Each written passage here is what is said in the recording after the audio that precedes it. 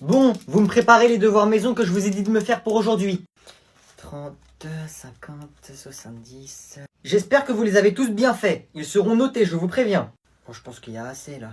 Tous ceux qui n'ont pas fait le devoir, levez la main. Lucas, Sarah et Théo, vous n'avez pas fait votre devoir. Vous aurez 1 heure de colle et un mot pour vos parents. Hop là. On met ça là-dedans. Thiago, où est ton devoir? Il est absent. J'avais dit ceux qui l'ont pas fait, levez la main. Ouais, mais j'ai pas levé la main parce que je l'ai fait. C'est mon poisson, il a mangé mon devoir. Tu auras 1 heure de colle. Agnon, ton devoir? Oui, tenez. Merci.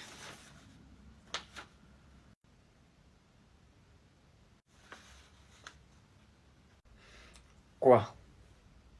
Le devoir n'est pas fait. Y a pas assez?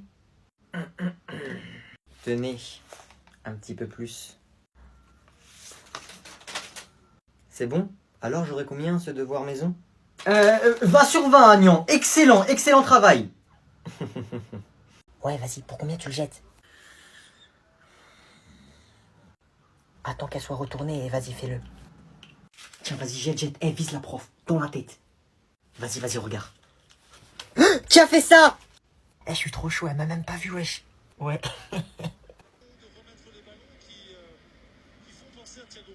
Bizarre, il a l'air calme, celui-là. Qu'est-ce que tu fais? Hein? Je regarde le match sur mon tel. Ah, ok. Il faut se méfier de l'eau qui dort. Même le plus calme fait quelque chose.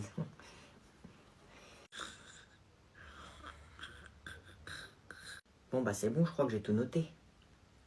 Ouais, mais on va inventer des petits trucs quand même pour gonfler les statistiques.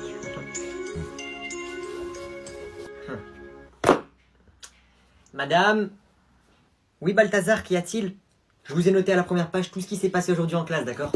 Vous n'oubliez pas de me rajouter mon point dans ma moyenne. Voilà, on fera ça demain. Au revoir. Quelqu'un saurait-il me dire en quelle année fut inventé le premier avion? Non, personne sait, et on s'en fout. Je sais, moi, je sais. Grégoire, je t'écoute. C'est très exactement le 9 octobre 1890. C'est faux. Faux? C'est faux? Wesh, il a bugué le frérot ou quoi? Monsieur, vous vous êtes trompé. Pardon? Hein? Faux? En effet, dans mon livre, il est bien marqué que le premier avion fut créé en 1890, donc Grégoire avait raison. C'est impossible, je ne me trompe jamais. On reprend. Impossible qu'il se soit trompé. Il sait tout, ce prof. Tu lui demandes c'est qui a fait le premier caca, il te donne son âge, son nom et l'année. Monsieur, puisque je vous dis que c'est vous qui avez faux. Bon, fais-moi voir ça. Après, tu assumeras t'être trompé. Faux. Regardez, juste ici. Oh, effectivement, je me suis trompé. Donc ce n'était pas faux? C'était correct? Il s'est trompé. C'est pas grave, monsieur, ça arrive les erreurs.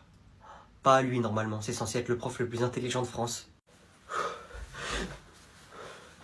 Ça va, monsieur? Je me suis trompé. C'est inadmissible! Dans cette classe, nous ne tolérons pas l'erreur, surtout de la part du professeur. Vous devriez avoir honte. Wesh. On ne peut pas tolérer ça! Comment pouvons-nous vous faire confiance maintenant? C'est pas grave, les gars, ça arrive. Je ne vous mérite pas. Je me suis trompé. Je suis le pire professeur. Démission! Vous devez quitter cette classe maintenant! Vous n'êtes plus notre professeur, je ne peux même plus vous regarder. Wesh. C'est quoi cette classe? Pardonnez-moi, je vous en prie. What the fuck? Pour m'excuser, je vous rajoute 1 heure de cours sur mon temps personnel. Quoi? Ah oui? Ok, c'est pardonné. On oublie tout. C'est quoi cette classe? C'est par ici, père. Très bien, je te suis. Au suivant. Au revoir, madame. Bonne journée.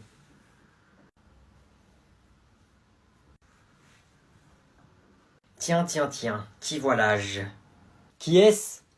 C'est le prince Ali, un nouveau dans ma classe. Voici mon père. Salam alaikum. Bonjour. Enchanté.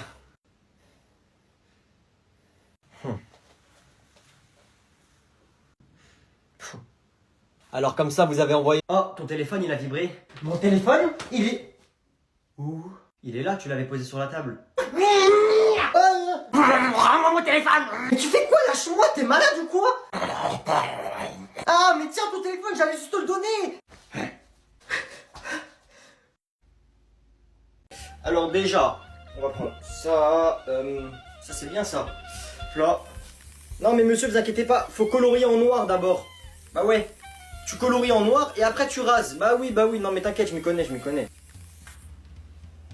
Tourne-toi un peu. Là. Faut être de toute précision, monsieur, pour cette coupe, de toute précision. Non! Parfait! Mais c'est magnifique! Mouah. Vous aimez bien ou pas? T'aimes bien ou pas? Vous me faites penser à quelqu'un par contre. Salut! Je vais vous raconter la fois où j'ai failli mourir à la montagne. J'ai l'impression que je suis en train de parler à un public. Est-ce que vous êtes chaud? Mon histoire, c'était en automne dernier, avec un pote qu'on va appeler Julien. Il s'appelle vraiment Julien. Et une pote qu'on va appeler... On va l'appeler comment? Attends, mais comment on va l'appeler? On va l'appeler... Grégoire. On va l'appeler Grégoire, vie de ma mère. J'ai pas d'inspi. La fille, elle s'appelle Grégoire. On est dans notre petit appartement. Qu'on mange? On mange des raclettes, on mange des fondus. Et un matin, il y a Grégoire, oubliez pas que c'est une fille, qui propose de faire des randonnées. On est tous partants, tu vois, une petite marche de santé. Pourquoi pas? On se prépare, petit sac à dos, un petit sandwich chacun, une bouteille d'eau chacun. On prend la voiture et on y va. On arrive là-bas, c'est trop beau. On est au milieu des montagnes, la forêt, les lacs, les rivières, les ruisseaux, etc. On faisait une randonnée qui s'appelle le bout du monde, à Sixte Fer à cheval. C'est censé être une petite randonnée, 2-3 heures. On marche, c'est plat, tranquille. Là, ça fait 1 heure qu'on marche. Je vois un panneau, bout du monde, tout droit. Et là, on voit un panneau, à gauche, c'est marqué lac de la Vosgéale. Je vois, c'est 3 heures. Ah, on vient de marcher 1 heure. Il est 14 heures. 3 heures, on y va. Allez, on est parti vers le lac, il est 3 heures. On est parti vers là-bas. 3 heures, ce qu'on savait pas, c'est que c'est pour y aller. Mais une fois que t'es là-bas, faut revenir. Nous, on monte. Tous les gens qu'on croise, ils redescendent. Il y a un vieux, à un moment, il s'arrête avec des bâtons, il descend, il galère, il nous dit, vous allez où? Ben monsieur, on va au lac. Quel lac?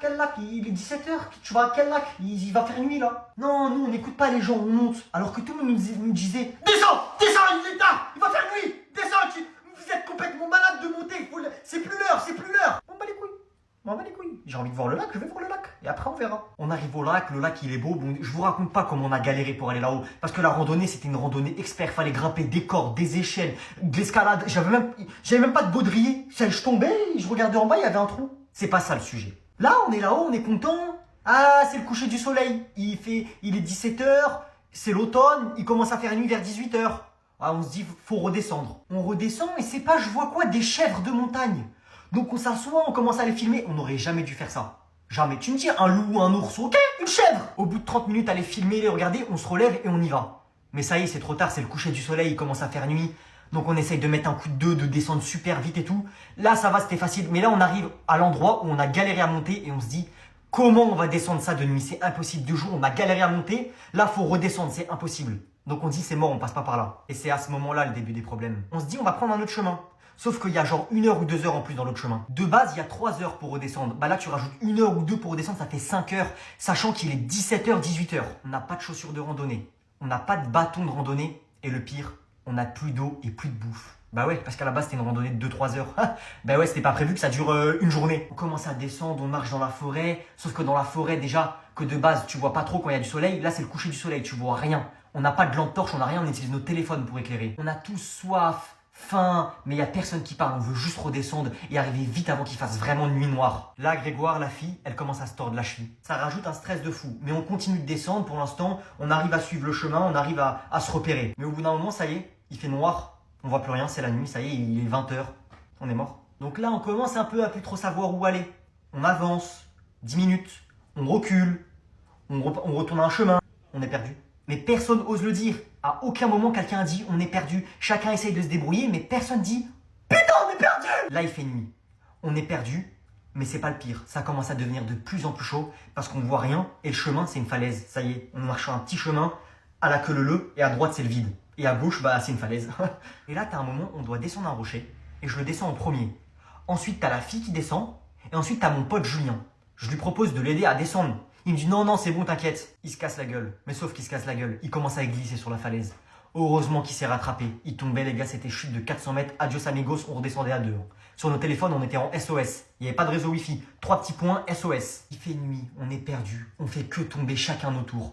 On sait pas par où aller. Il y a des cascades partout, des rivières partout. Il y a des bruits de malades mentaux la nuit. T'entends l'eau couler à fond, t'entends les animaux, t'entends des buissons craquer. On se chiait dessus, mais personne ne le disait. Parce qu'à partir du moment où on le disait, c'était là où ça y est, c'était officiel. Et on voulait pas que ce soit officiel. Donc nous, on est en hauteur, et un peu plus bas, on voit un mec nous faire des appels de phare avec une lampe en plein milieu de la forêt, perdu au milieu de nulle part. On s'est dit que c'était les secours, mais c'était pas les secours. À l'heure d'aujourd'hui, on sait toujours pas ce que c'est. Parce que quand on est arrivé vers cette lumière, il y avait plus rien. Plus rien du tout. On a réussi à redescendre un peu, mais on savait plus du tout où aller. Il y avait juste une méga rivière avec un courant de zinzin. On s'est dit quoi? On s'est dit les gars, on va dedans. On s'est dit si on va dans la rivière et on longe la rivière, on va forcément arriver à la voiture. Parce que notre voiture, elle était garée à côté de la rivière. On n'a pas réussi à tenir, il y avait trop de courant. L'eau, elle était gelée, des rochers partout. On est sorti et on est rentré dans la forêt. Donc on marche dans la forêt, on se perd, on retrouve notre chemin, on se repère, on retrouve notre chemin. Et on avance, tête baissée, personne parle avec la lumière, sans eau, ni bouffe, ni rien du tout. On n'entendait que des bruits de fou. Pour vous dire, à un moment, on marchait à deux devant, et il y en a un qui marchait de dos pour surveiller, parce qu'on a l'impression qu'il y avait un truc qui nous suivait dans la forêt. Et je vous jure les gars que c'est vrai, on marchait, on regardait devant nous, et on entendait un truc nous suivre dans la forêt. On passait à côté de constructions en bois avec des pierres, on s'est dit mais c'est quoi, c'est des rituels. Tuez-nous, allez venez, venez, ça y est j'arrête. Mais après quelques heures de marche, on sort de la forêt. On reconnaît là où on est. Une route en goudron. Le retour à la civilisation. Et surtout le retour du Wi-Fi. Grégoire, elle met le GPS pour retourner à la voiture. Il reste 3 minutes. On vient de marcher toute la journée. On voit 3 minutes. On est refait. C'était le GPS voiture. 3 minutes, c'était en voiture, c'était pas à pied. On marche pendant 3 minutes, la vie de ma mère. On dézoome sur la carte, on voit, on n'avance pas. On dézoome, on voit où est-ce qu'on a garé la voiture. On se dit, mais c'est pas 3 minutes ça. 3 minutes en voiture, ça devait être honnêtement 30 minutes à pied. Parce que c'était une longue ligne droite. C'était 30 minutes à pied. On n'avait plus de force dans nos jambes, plus rien, ça a pris 30 minutes. On est arrivé à la voiture à 23h et quelques. Quand on était descendu de la voiture, il était 11h. On a pris 12 heures. Mais vous voulez savoir c'est quoi le pire? Avec ces mêmes potes, dans une semaine, on retourne à la montagne faire des randonnées. Vas-y, flemme d'avoir un sac lourd. Aujourd'hui, je prends qu'un stylo. Je finis à 17h. J'ai reçu un message de l'école. Pourquoi? Ils ont dit quoi? Chers élèves et parents d'élèves, nous vous informons que l'école est fermée car le personnel de l'école fait grève. Qu'est-ce qui t'arrive? Pourquoi tu te frappes? Répète. Répète quoi? L'école, elle est fermée parce qu'il y a des grèves. Mais qu'est-ce qui t'arrive là? Répète. Bon ça y est, arrête de faire l'imbécile. Ton école elle est fermée parce qu'il y a des grèves. Je voulais juste voir si c'était pas un rêve. Yes! Plus c'est lourd, mieux c'est. Maman, tu me déposes? Mais Glantin, il est 6h. Tu préfères être en avance ou en retard? Oh, j'ai reçu un message de ton école. On a cours le week-end maintenant? Chers élèves et parents d'élèves, nous avons le regret de vous annoncer que l'école est fermée pour raison de grève. Quoi? Tu n'as pas cours, c'est la grève. Comment ça la grève? Bah c'est pas grave, ramène-moi quand même, j'irai dans une autre classe. Mais non mon chéri, c'est pas grave, t'inquiète pas, t'auras sûrement cours demain. Églantin? Allez, on y va! Mais l'école est fermée, Églantin. Eh bah c'est pas grave, aujourd'hui j'irai dans une autre école. Mais non, Églantin, c'est ridicule, tu ne vas pas y aller. J'ai dit on y va! 1, 2, 3, viva le Brésil! Tu racontes quoi, toi? En fait, le Brésil, il est disqualifié. Qu'est-ce que tu me racontes, toi? Ils sont en 7ème de finale. Wesh, ça existe même pas les 7ème de finale et on en est au demi, en fait. C'est qui alors dans les deux finales? Bah, c'est la France, le Maroc, la Croatie et l'Argentine. Attends, mais là, c'est la France, ici. Wesh, t'as du mal. Oui, on est en France, tu savais pas? Oh, bleu, blanc, France! Comme par hasard, j'ai mis le maillot de la France ce matin. Oh, c'est miraculeux. La France, elle va gagner, c'est sûr. Wesh, rêve pas trop, s'il te plaît. Les rêves, c'est la nuit. C'est le Maroc qui va gagner. Ah, t'es pour le Maroc, toi, Yanis? Le Maroc, ils affrontent qui déjà? La France. Ils vont vous gagner, mais largement, c'est bon. Ils ont battu le Portugal. Attends, quoi? Ils ont fait hors-jeu contre le Portugal. C'est-à-dire le Portugal, là, ils sont retournés au Portugal. Bah ouais, wesh, ils sont retournés à Porto Rico, hein. Mais en plus, le Portugal, ils ont déjà gagné la Ligue 1. Oh, le Maroc! Le Maroc! Le Maroc! Mais wesh, c'est le Maroc qui va gagner, c'est sûr et certain, wesh. Wesh, mais vous êtes zinzin, c'est la France qui va gagner, frère. On a Mbappé, Giroud. Mbappé? Et c'est qui Giroud déjà? Toi, t'es perché un peu, hein. C'est un des plus anciens de l'équipe de France. Dans l'équipe de France, il y a le créateur de l'équipe de France. Non! Oh, tous Zizi, tous Rourou. Eh mais je crois que vous comprenez pas, c'est le Maroc qui va gagner. Hein. N'importe quoi, c'est la France qui va gagner, on va vous grailler comme si vous étiez un couscous. Moi je dis, le meilleur qui gagne la Coupe du Monde, je suis pour lui, j'achète son maillot.